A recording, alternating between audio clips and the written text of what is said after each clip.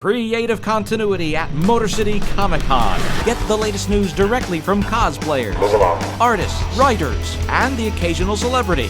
Tune in for Creative Continuity's coverage of Motor City Comic Con. We bring the convention to you. Speaking with Greg Gordon. Greg, how are you doing?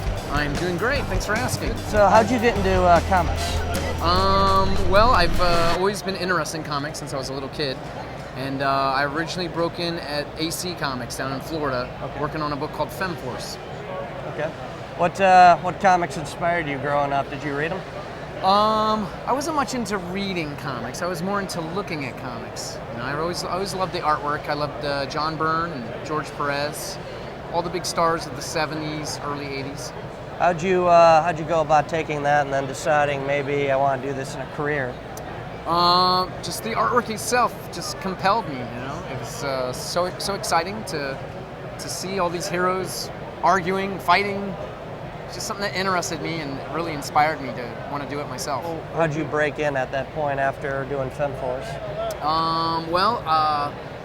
After I did Femforce, I started doing more painting, and I showed my painting style to someone at Marvel. They ended up hiring me there at Marvel finally. It took me about 11 years to break in at Marvel. What made you want to do more painting style versus more sequential, standard style? I don't know. I guess the sequential stuff wasn't really working out that well for me at the time. I wasn't very good when I first broke in, so it took me a while to get from that to where I am now. Do you feel more confident in the computer design type stuff, or? Yeah, it gives you a lot of options. You know, you can do a lot of different fixes and edits with computers, so it's definitely more helpful than doing it the traditional way, because an edit can really be a difficulty. Do you find that people respond more to your art that way than maybe some other artists out there? Yeah, I think so. I think my art has a mass appeal. You know, it seems to appeal to people that might not normally enjoy comic books or really get it. You know, they'll see my art and they'll be like, "This is what comic books looks like," and I'm like, "Sorta." Through what company have you enjoyed working more with, Marvel or DC? Are you trying to get me in trouble? Maybe. I don't know. They all have their pluses and minuses, but I would say I've had the most fun at Marvel. Okay. You know, working on all the characters that I love from my childhood. It's been great. So you grew up more loving Marvel characters than DC characters? I would describe myself as a Marvel zombie. Before they made the comic book Marvel Zombie, I was a Marvel zombie. The opportunity to work on Blackest Night, Wonder Woman. I know I'm a big fan of those three covers you did. I did a reinvention of my artwork for Marvel. Okay. And wasn't getting a lot of traction there, so I ended up showing it to the guys at DC, and they loved it. They just hired me right on the spot to do the Blackest Night covers. What stuff are you working on right now? Right now, I'm working for Marvel War of Heroes. Okay. That's it. Technically, it's a Disney project, but it is Marvel. How you enjoy working on that? It's a lot of fun. Yeah. You know, I get to design the cards for the game, and there's a lot of feedback on it. It's been great. And this is Tommy Zimmer with Greg Horn signing off.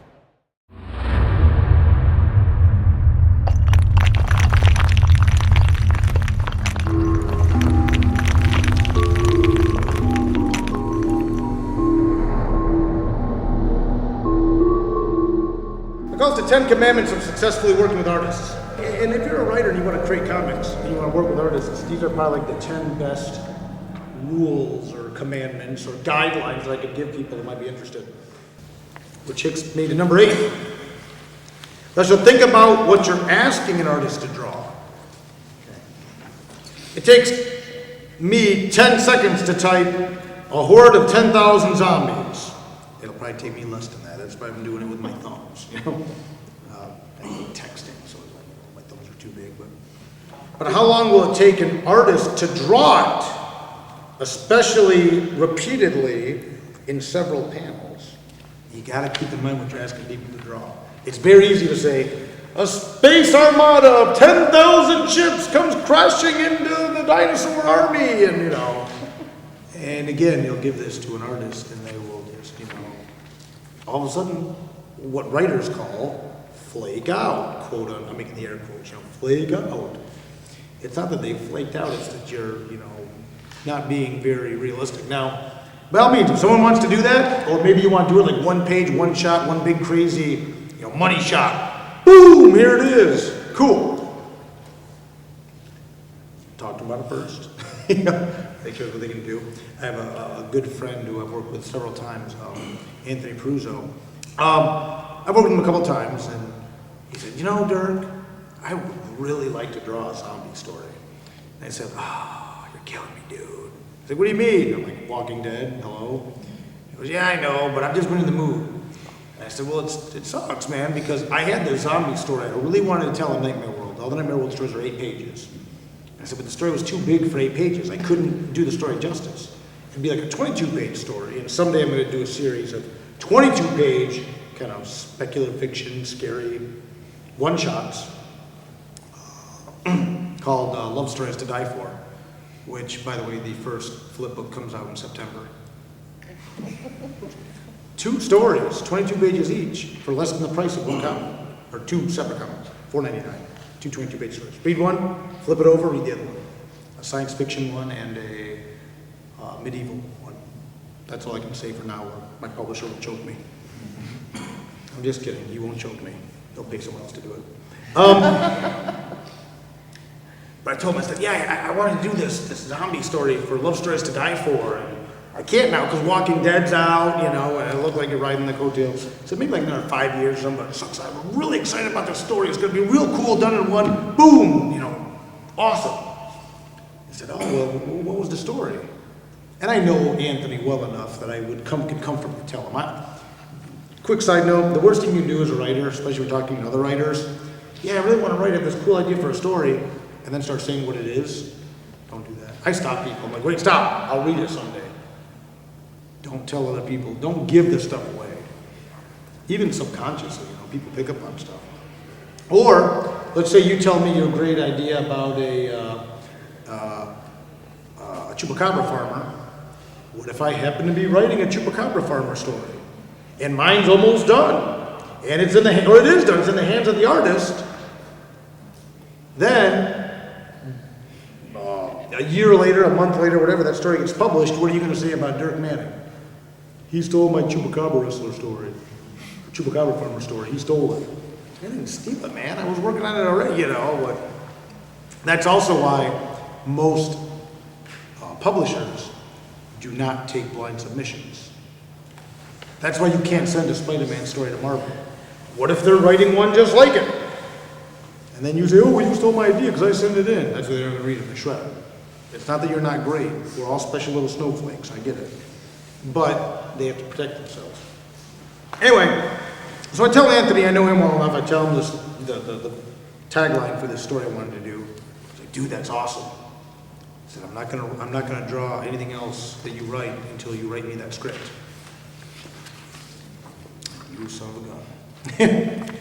So what I did, and I'm like, okay, 2 can play at this game. Man, I had like 10,000 zombies on every page. I went crazy, go nuts. I had zombies hanging off the rafters, and you name it. It was falling out of airplanes. All right, it wasn't that bad, but it was pretty severe. Dude drew it. He wanted to draw hordes and hordes of zombies. I don't know what was going on in his head at the time in his life. And they look great. They're all grotesque, and their eyes were falling out. And they're all slag-jawed and emaciated, ripping people apart. But that's what he wanted to do.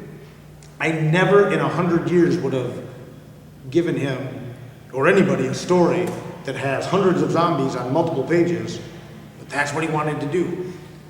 Keep that in mind. Most people, they want to draw and move on to the next picture, draw and move on to the next panel, draw and move on to the next panel. So be very, very aware of what you're asking people to draw. Be creative about it. If you really need a scene that's very detail-oriented, talk to the artist and say, I want to do this scene where, the space armada is flying in, but I don't want you to have to draw 1,000 spaceships. How can we do this? They might have some tricks too. They can Photoshop, whatever, but be aware of what you're asking people to draw.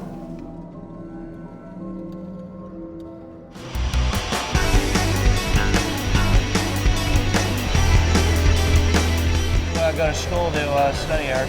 I went to the Art Institute down in Fort Lauderdale, and they really got me into doing color artwork as opposed to black and white.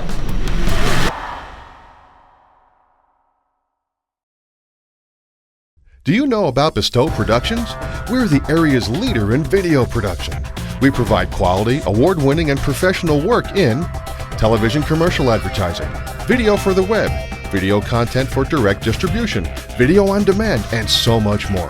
Give us a call at 570-486-4948 and see what Bestow can do for you. And now you know.